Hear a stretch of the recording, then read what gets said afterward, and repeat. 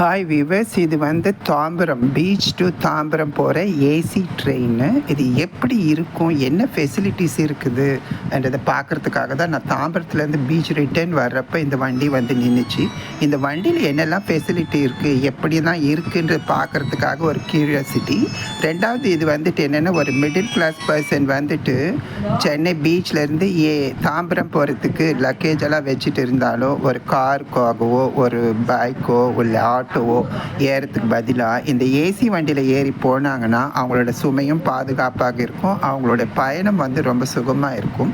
இன்னும் த்ரோவே price compare to Ola, இந்த Uber, இந்த ரேப்பிடோ எல்லாம் பார்க்குறப்ப அவங்களுக்கு வந்துட்டு ஒரு என்ன சொல்கிறது, வயசானவங்களாக இருக்கட்டும், குழந்தை வச்சுருக்கிறவங்களாகட்டும் ஒரு அன்ஈஸியாக ஃபீல் பண்ணுவாங்க.